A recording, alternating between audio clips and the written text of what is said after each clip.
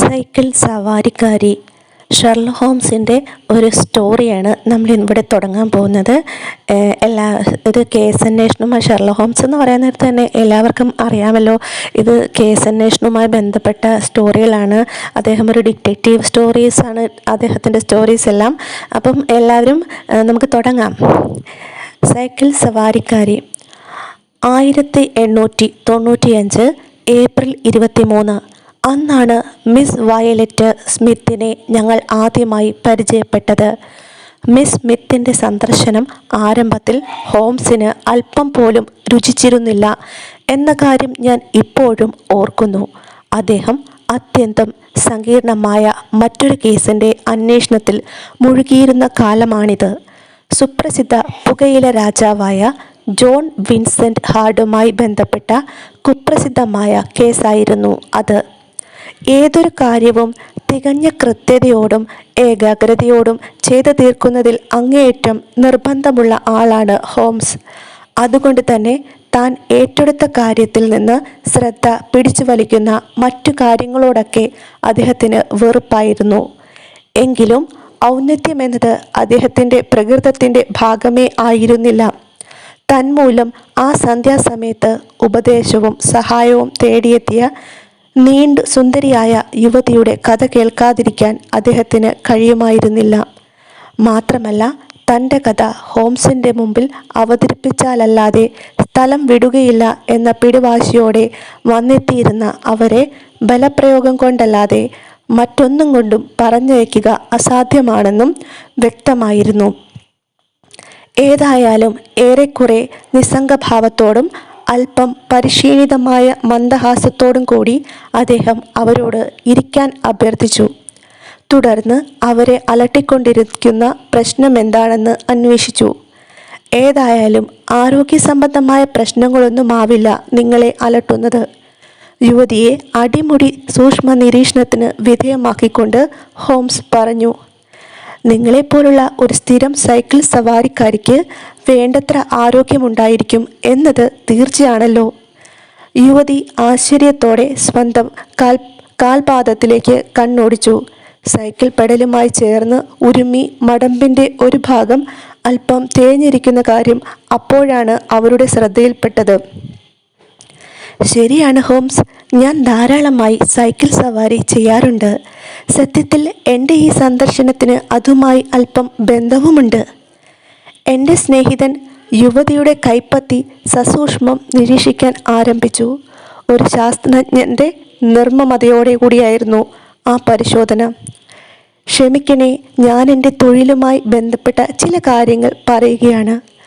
യുവതിയുടെ കൈപ്പത്തിയിലെ പിടി വിടിയിച്ചുകൊണ്ട് അദ്ദേഹം പറഞ്ഞു. ഞാൻ ആദ്യം തെറ്റിദ്ധരിച്ചത് നിങ്ങളൊരു ടൈപ്പിസ്റ്റാണെന്നാണ്. പക്ഷേ അതല്ല, സംഗീതമാണ് നിങ്ങളുടെ തൊഴിലെന്ന് ഇപ്പോൾ വ്യക്തമായി. വാട്സൺ, ഇവരുടെ ലോലമായ വിരൽത്തുമ്പുകൾ ശ്രദ്ധിച്ചുവോ?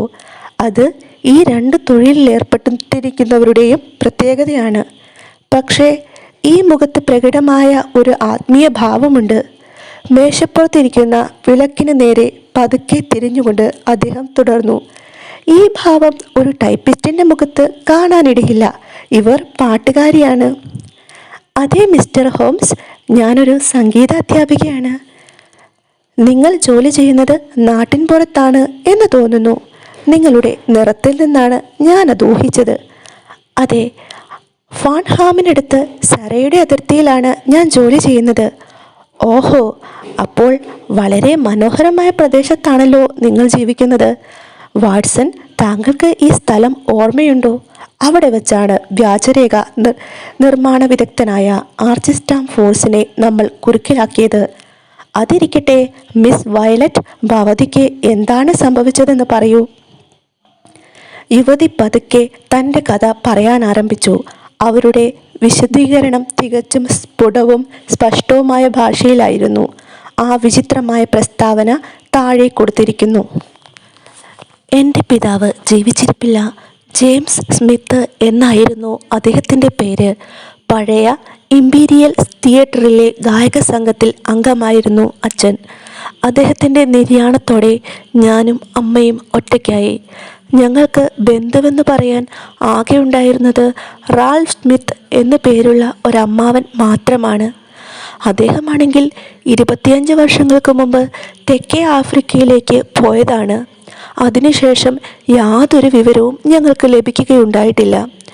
അച്ഛൻ മരിച്ചതോടെ ഞങ്ങൾ ദരിദ്രരായി തീർന്നു.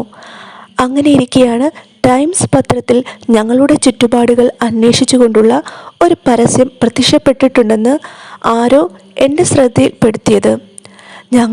ഞങ്ങൾ ഉടനെ തന്നെ പത്രത്തിൽ പേര് കൊടുത്തവരുടെ ഡീറ്റെയിൽസ് അറിയാനായിട്ട് ചെന്നു.